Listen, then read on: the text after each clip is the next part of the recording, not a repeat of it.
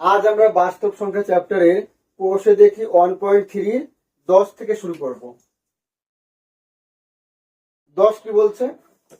Point point 23 233 2333 2 এটা আছে একটা।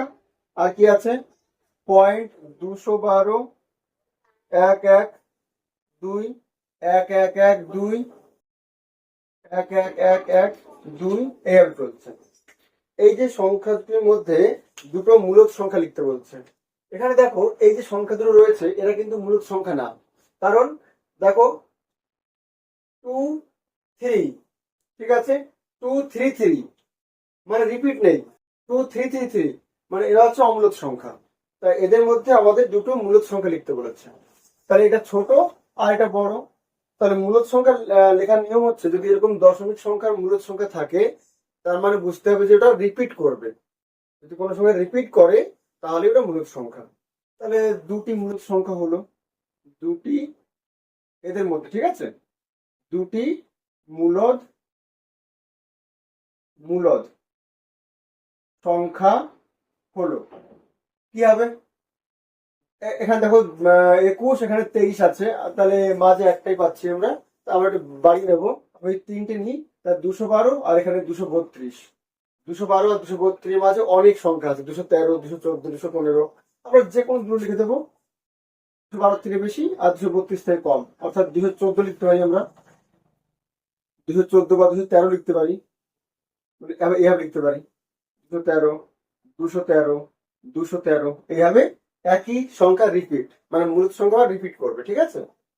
আর লিখতে পারি আমরা 214 214 214 এইভাবে রিপিট করা সংখ্যা হচ্ছে মূলত সংখ্যা। 11 কি বলছে?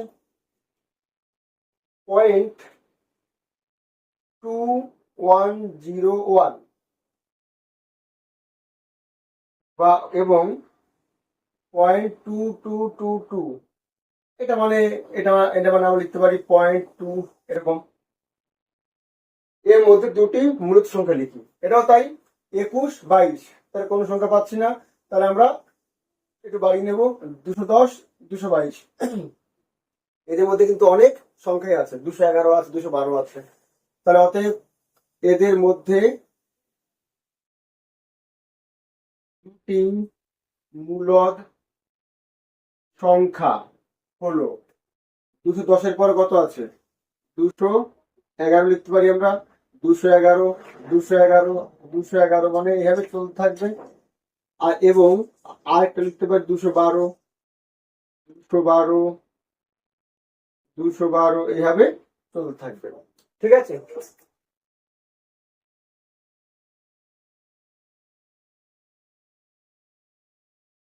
12 আর 13 দাগে তেমন কিছু নেই, ওটা করতে হবে না। 14 দাগে এখানে কি বলছে? √5 এর দশমিক বিস্তার। এটা কিন্তু দশমিকে বিস্তার করি আমরা, তাহলে কেমন হবে? √5 হচ্ছে একটা অম্লদ সংখ্যা, কারণ এটাকে বর্গমূল করতে পারি না আমরা, তাহলে এটা হচ্ছে একটা অম্লদ সংখ্যা। আর অম্লদ সংখ্যা দশমিক করলে পরে অনাবৃত্ত দশমিক সংখ্যা আসে, মানে কখনো রিপিট করবে না, ঠিক আছে। অসীম হবে এবং অনাবৃত্ত হবে, অসীম এবং অনাবৃত্ত, অর্থাৎ সি দাগ উত্তর হবে। 2 কি বলছে? দুটি অম্লদ সংখ্যার গুণফল, দুটি অম্লদ সংখ্যার গুণ করলে কিন্তু মূলদ সংখ্যাও আসতে পারে, আবার অম্লদ সংখ্যাও আসতে পারে, ঠিক আছে। কারণ যেমন আমরা যদি √5 × √5 করি, দুটো কিন্তু অম্লদ, কিন্তু এদের গুণ করলে 5, অর্থাৎ মূলদ সংখ্যা চলে আসছে। এই কারণে আবার দেখো, আমি যদি এমন গুণ করতাম, √5 × √3 √15, এটা কিন্তু অম্লদ, এটাও অম্লদ, আবার গুণফলও অম্লদ। তার মানে অম্লদ সংখ্যার গুণফল মূলদ হতে পারে, আবার অম্লদ হতে পারে। এখানে কি বলছে? সর্বদাই অম্লদ সংখ্যা হবে, তাহলে এটা হবে না। সর্বদাই মূলদ সংখ্যা হবে, এটাও হবে না। সর্বদাই একটি পূর্ণ সংখ্যা হবে, এটাও ঠিক না। মূলদ বা কিংবা অম্লদ দুটোই হতে পারে, অর্থাৎ ডি দাগ। 3 দাগ কি বলছে?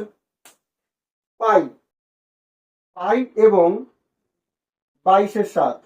আমরা দেখো পাই এর মান কিন্তু জানি 22/7, ঠিক আছে, এটা জানি কিন্তু আমরা। তাহলে এখানে বলছে পাই এবং 22/7 এর মধ্যে কি, খেয়াল রাখবে পাইটা কিন্তু অমূলদ সংখ্যা। অমূলদ সংখ্যা হলেও এর মানটা প্রায় 22/7 সমান হয়ে থাকে, ঠিক আছে, এই জন্য আমরা এর মানটাকে 22/7 লিখি। কিন্তু আদৌ কিন্তু পাই এর মান 22/7 না, পাই একটা অমূলদ সংখ্যা, ঠিক আছে, কিন্তু এর মানটা ওর কাছাকাছি থাকার জন্য আমরা ওর মানটাকে 22/7 লিখি। তাহলে পাই হচ্ছে অমূলদ সংখ্যা, আর 22/7 দেখতে পাচ্ছি আমরা ভগ্নাংশ একটা 22/7, তার মানে এটা হচ্ছে একটা মূলদ সংখ্যা। তাহলে এটা মূলদ আর এটা অমূলদ। পাই অমূলদ এবং 22/7 মূলদ, অর্থাৎ ডি দাগ। চার কি বলছে, দুটি মূলদ সংখ্যার মধ্যে কোনো মূলদ সংখ্যা নেই, একটি মাত্র মূলদ সংখ্যা আছে, অসংখ্য মূলদ সংখ্যা আছে, কোনো অমূলদ সংখ্যা নেই। যে কোনো দুটো মূলদ সংখ্যা বা অমূলদ সংখ্যা যাই হোক না কেন, যে কোনো দুটো সংখ্যার মধ্যে অসংখ্য মানে কোটি কোটি সংখ্যা থাকে, ঠিক আছে, তাহলে অসংখ্য মূলদ সংখ্যা আছে, অর্থাৎ সি দাগ। 5, দুটি অমূলদ সংখ্যার মধ্যে একই জিনিস মূলদ সংখ্যার মতোই এখানেও অসংখ্য অমূলদ সংখ্যা থাকবে, অর্থাৎ এটাও সি দাগ। 0, 6টা কি বলছে, 0 সংখ্যাটি কি বলছে, অখণ্ড সংখ্যা কিন্তু পূর্ণ সংখ্যা না, পূর্ণ সংখ্যা কিন্তু মূলদ সংখ্যা না, মূলদ সংখ্যা কিন্তু বাস্তব সংখ্যা না, অখণ্ড সংখ্যা, পূর্ণ সংখ্যা, মূলদ সংখ্যা এবং বাস্তব সংখ্যা কিন্তু অমূলদ সংখ্যা নয়, অর্থাৎ ডি দাগ। দিয়ে কিন্তু 0কে অখণ্ড বলা যায়, পূর্ণ সংখ্যা বলা যায়, মূলদ সংখ্যা বলা যায়, আবার বাস্তব সংখ্যা তো অবশ্যই বলা যায়, কিন্তু অমূলদ নয় এটা, অর্থাৎ ডি দাগ।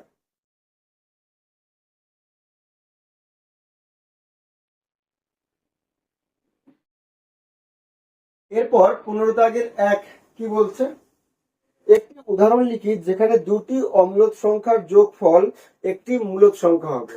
দুটো অম্লদ সংখ্যার যোগফল একটা অম্লদ সংখ্যা।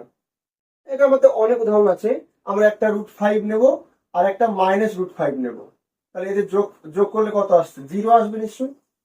তাহলে এটাও অম্লদ কিন্তু যোগফল 0, কারণ √5 -√5 কেটে যাবে, তাহলে এটা মূলদ। এটাও হতে পারে একটা, ঠিক আছে, আরো অনেক আছে। একটা √2 নেব আমরা, প্লাস আর একটা -√2 নেব, তাহলে কি আসছে, √2 -√2 অর্থাৎ 0 আসছে। তাহলে এরকম আমরা অনেক লিখতে পারি, এখানে একটাই চেয়েছে, তাহলে আমাদের একটা লিখলেই হবে। 15(2), একটি উদাহরণ লিখি যেখানে দুটি অমূলদ সংখ্যার বিয়োগফল একটি মূলদ সংখ্যা। তাহলে অনেক আছে, আমরা একই রকম আরেকটা মধ্যে করবো, √5 নিতে পারি একটা, আরেকটা √5 নিতে পারি, এটাও অমূলদ এটাও অমূলদ, কিন্তু এদের বিয়োগফল 0, মূলদ চলে আসছে। আমরা আরো লিখতে পারি, মানে ভিন্ন, এটা এটা সেম সংখ্যা হয়ে গেল। আমরা যদি ভিন্ন লিখতে চাই তাহলে কেমন লিখবো, এটা লিখছি 2 + √3, এটা অমূলদ, ঠিক আছে, আরেকটা √3 - 2, এটাও অমূলদ, কিন্তু এদের বিয়োগ করে দেখো, বিয়োগ করলে √3 কেটে যাবে, 4 আসবে, অর্থাৎ মূলদ, ঠিক আছে। তাহলে এটাও আমরা এক্সাম্পল দিতে পারি।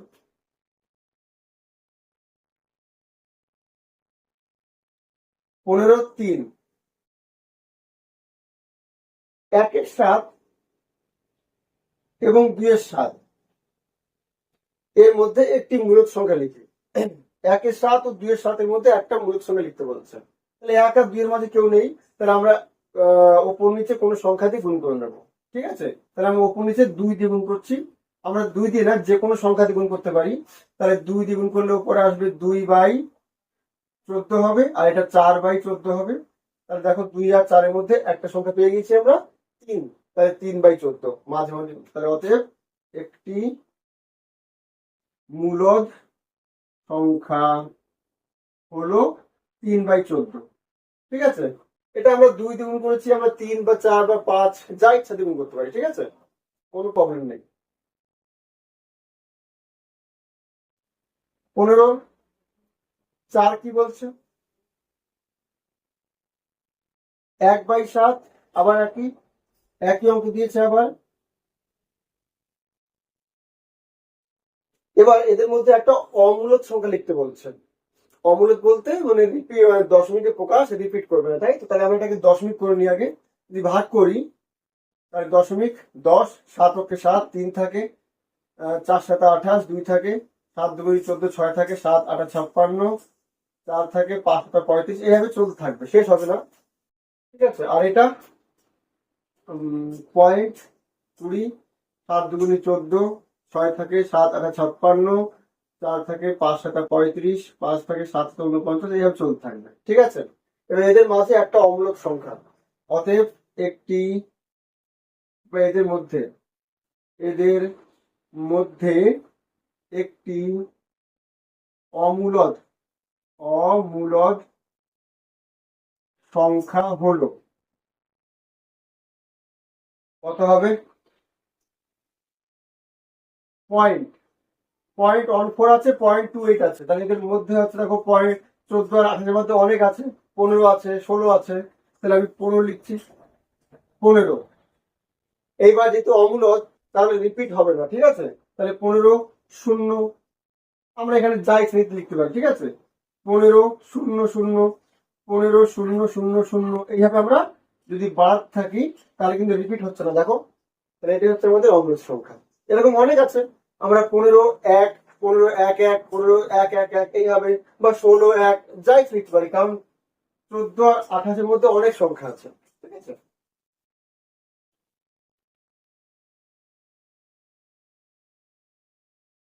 15 5, 0.0123, 19। আবৃত্ত দশমিক সংখ্যাকে সামান্য ভগ্নাংশে লিখি। তাহলে ভগ্নাংশ লেখার নিয়ম কি আমাদের? প্রথমে দেখবো এখানে কত সংখ্যা আছে, 1 2 3, ঠিক আছে? মাইনাস উনকোণিকের আগে দশমিক ছাড়া কত সংখ্যা আছে, 12 আছে, বাই কটার মাথায় পুনঃপুনিক আছে, একটার মাথায়, তাহলে একটা 9 বসবে। আর ওই পুনঃপুনিকের আগে আর দশমিকের পরে কটা সংখ্যা আছে, 1 2 3, তাহলে 3টে শূন্য বসবে। এটা হচ্ছে আমাদের পুনঃপুনিক সংখ্যাকে ভগ্নাংশ করার নিয়ম, আমরা আগেও বলেছি এটা। 123 থেকে 12 বাদ দিলে কত থাকে, 1, 12 থেকে 11, বাই 9000, ঠিক আছে? 3 দিয়ে কাটবে কি? হ্যাঁ, 3 দিয়ে কাটবে এটা। 3 3 9, 3 3 9, 2 থাকে, 3 7 21, অর্থাৎ 37/3000, ঠিক আছে?